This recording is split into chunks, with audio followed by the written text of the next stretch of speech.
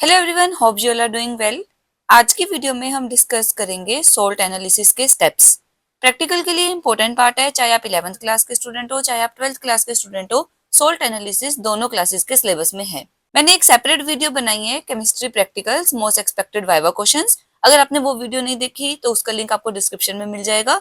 आप वहां से वो वीडियो भी देखना, आपकी काफी हेल्प होगी प्रैक्टिकल एग्जाम्स के लिए। सबसे पहले जब हमने सोल्ट एनालिसिस करनी है, क्वेश्चन क्या होगा? Aim to determine one acidic and one basic radical in given salt. आपको एक सोल्ट गिवन है, आपने उसमें एक एसिडिक रेडिकल बताना है, एक बेसिक रेडिकल बताना है। सबसे पहले तो एसिडिक और बेसिक रेडिकल होते क्या है? ए से एसिडिक और ए से अनायन। तो याद रखना, एसिडिक रेडिकल्स अनायन होते हैं। अनायन मींस नेगेटिवली चार्ज्ड आयंस, और बेसिक रेडिकल है कटायंस।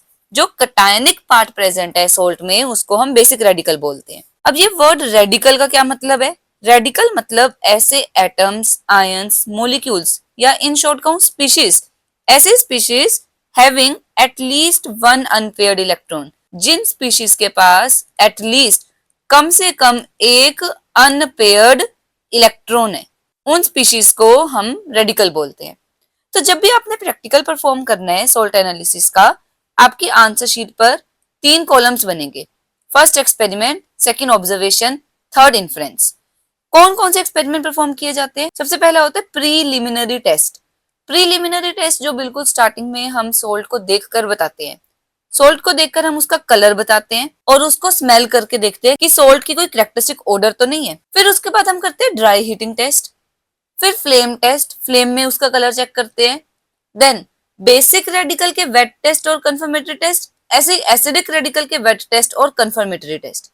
ये ध्यान रखना, सारा का सारा पोर्शन जो एक्सपेरिमेंट वाला है उसको पास्ट टेंस में लिखना है, क्योंकि हम पहले एक्सपेरिमेंट करते हैं उसके बाद लिखते हैं। ठीक है, तो एक्सपेरिमेंट हमने ये किया था, पास्ट टेंस में लिखा जाता है। ऑब्जर्वेशन में जो भी हमने ऑब्जर्व किया वो लिखा जाता है। इन्फ्लुएंस, शुरू के सभी स्टेप्स में मे बी वर्ड यूज होता है, मे बी प्रेजेंट और एब्सेंट। जब तक कंफर्मेटरी टेस्ट नहीं हो जाते तब तक हम ये नहीं कह सकते कि कौन सा आयन कंफर्म्ड प्रेजेंट है।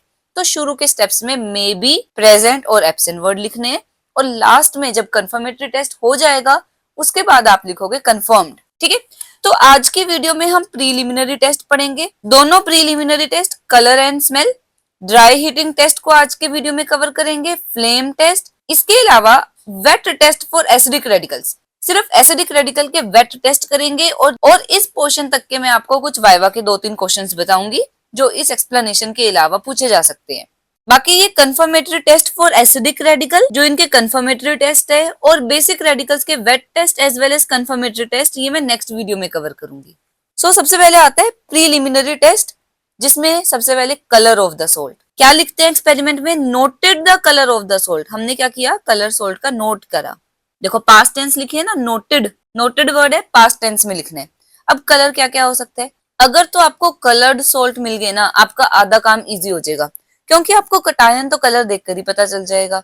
अगर तो आपका सोल्ट ब्लू या ब्लूइश ग्रीन कलर का है, तब तो उसमें Cu2 पॉजिटिव प्रेजेंट है। अगर ग्रीन कलर का है तो Ni2 पॉजिटिव प्रेजेंट है। लाइट ग्रीन कलर का है तो Fe2 positive. Dark brown colour का है तो Fe3 पॉजिटिव। पिंक कलर का सोल्ट है CO2 पॉजिटिव। लाइट पिंक है Mn2 पॉजिटिव। अगर इनमें से कोई कलर नहीं है, मतलब व्हाइट कलर का सोल्ट है, तो इनमें से कोई आयन प्रेजेंट नहीं होगा, ये सभी आयंस एब्सेंट होंगे। अब कुछ कंपाउंड्स के कलर देख लो।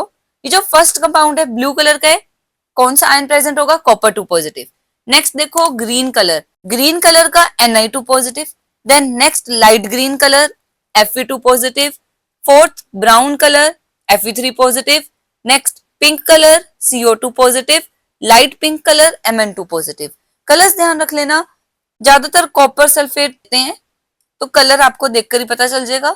ऐसे ही आयरन का अगर कोई सोल्ट होगा Fe3 पॉजिटिव, आयरन प्रेजेंट होगा तो ब्राउन कलर होगा, Fe2 पॉजिटिव होगा तो ग्रीन। थोड़ा बहुत आइडिया रख लो कलर का, आपका आधा काम तो वहीं पर खत्म। तो जो भी आपको क्लास में प्रैक्टिकल परफॉर्म करवाए गए हैं उसमें कौन से कलर्ड सोल्ट करवाए हैं उनके कलर जरूर याद रखना। अगर आपको कलर्ड सोल्ट मिल गया आपका काम बहुत बहुत ईजी हो जाएगा। सेकेंड प्रीलिमिनरी टेस्ट है स्मेल ऑफ द सोल्ट। कैसे करते हैं? टुक अ पिंच ऑफ सोल्ट, थोड़ा सा सोल्ट लिया बिटवीन द फिंगर्स और उसको ड्रॉप ऑफ वाटर के साथ रब किया। अब मैं आपको वीडियो में स्मेल बता तो नहीं सकती, एक्सप्लेन करने की कोशिश करूंगी कैसी स्मेल होती है। अमोनिकल स्मेल, अमोनिया जैसी स्मेल, जैसे पब्लिक टॉयलेट्स के पास से स्मेल आती है उस तरीके की स्मेल आ रही है अगर सोल्ट में से, तो उसमें NH4 positive ammonium ion present है। सेकेंड, विनेगर लाइक स्मेल, अगर उस सोल्ट में से सिरके जैसी स्मेल आ रही है, घरों में होता है ना सिरका विनेगर, तो उसमें acetate ion CH3COO negative present है। अगर उसमें से रोटन एग स्मेल आ रही है, गंदी स्मेल होती है, S2 नेगेटिव आयन प्रेजेंट है।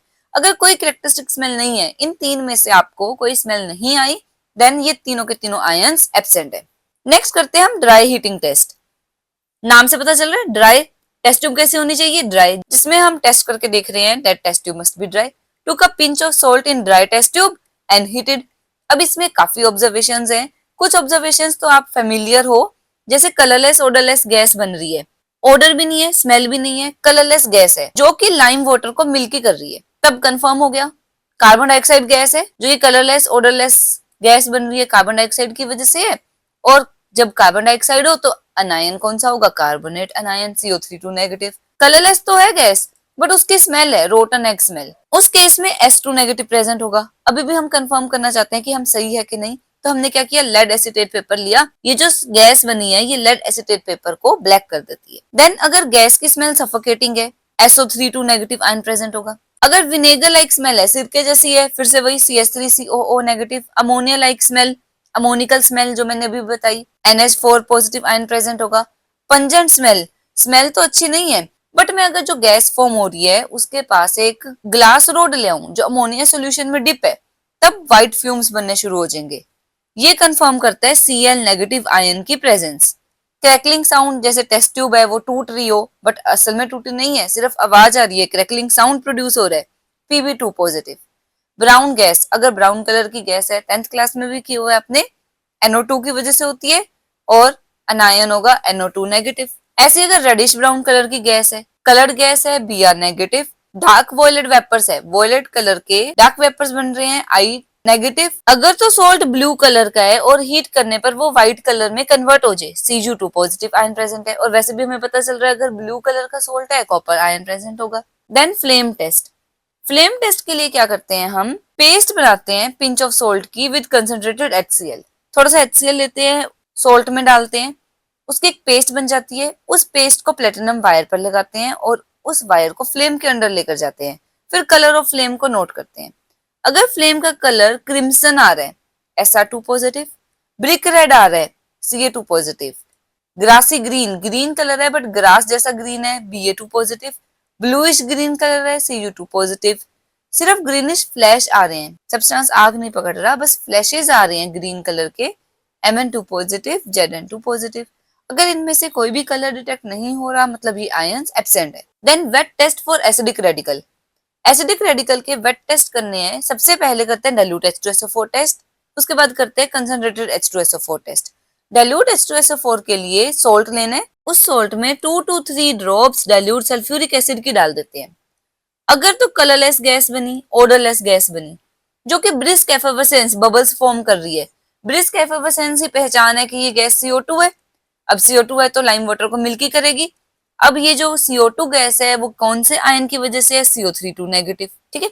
अगर तो स्मेल है रोटन एग की, स्मेल ऑफ रोटन एग, तो फिर सल्फाइड आयन कंफर्म है।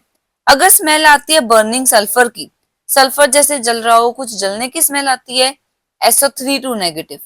Reddish brown gas with pungent smell, gas है तो रेडिश ब्राउन कलर की बट स्मेल गंदी है, कौन सा आयन प्रेजेंट हो सकता है, NO2 नेगेटिव। अगर इनमें से कोई भी रिएक्शन नहीं हो रही, अगर ऊपर वाला कोई भी ऑब्जर्वेशन हमें नहीं दिख रहा, मींस ऊपर वाले आयंस एब्सेंट है, हम आगे उसके लिए टेस्ट परफॉर्म नहीं करेंगे। अगर हमें डाइल्यूट H2SO4 के साथ ऑब्जर्वेशंस नहीं मिल रही, नेक्स्ट स्टेप होता है कंसंट्रेटेड H2SO4 डालना। वही करना है, पिंच ऑफ सॉल्ट लेने, उसमें 2 से 3 ml सल्फ्यूरिक एसिड डालने, कैसा, कंसंट्रेटेड। अगर कलरलेस गैस मिल रही है जिसकी पंजेंट गंदी सी स्मेल है, और अगर हम उसके पास एक ग्लास रोड ले आए जिसे अमोनियम हाइड्रोक्साइड सोल्यूशन में डिप किया हुआ है, अगर व्हाइट कलर के फ्यूम्स बन रहे हैं, पहले भी यही सेम पॉइंट किया था, क्लोराइड आयन प्रेजेंट होता है, Cl negative. Reddish brown gas मिल रही है, Br negative. Vinegar like smell आ रही है, acetate ion CH3COO negative. Then reddish brown gas with pungent smell, reddish brown gas भी है, पंजेंट स्मेल है, देन NO2 नेगेटिव। और अगर इनमें से कोई ऑब्जर्वेशन ऑब्टेन नहीं होती, मतलब ये आयंस एब्सेंट है। इस तरीके से हम पता कर सकते हैं पर्टिकुलर अनायन हमारे गिवन सोल्ट में प्रेजेंट है या नहीं है। अब एक दो क्वेश्चंस देख लेते हैं जो यहाँ तक के टॉपिक में से आपसे पूछे जा सकते हैं। सबसे पहले तो सोल्ट एनालिसिस क्वालिटेटिव है या क्वांटिटेटिव है।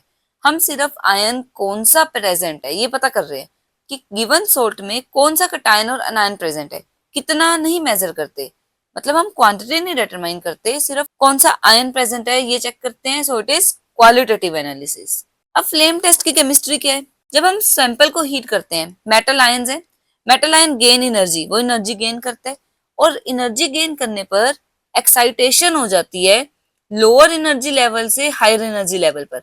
जो इलेक्ट्रॉन्स हैं वो पहले लोअर एनर्जी लेवल में बैठे थे, जैसे इलेक्ट्रॉन्स को एनर्जी मिली वो एक्साइट होकर अपर वाले स्टेट में आ गए। अब अपर वाले स्टेट में तो आयन ज्यादातर स्टेबल नहीं रह सकता, तो वो क्या करेंगे, return back to ground state by releasing energy. वो ग्राउंड स्टेट में वापस आ जाएंगे। ये जो इलेक्ट्रॉन ऊपर गया था वो ग्राउंड स्टेट में वापस आएगा। जब वापस आएगा तो एनर्जी एमिट करेगा या रिलीज करेगा। अब जो एनर्जी रिलीज करी है वो विजिबल रीजन में लाई करती है।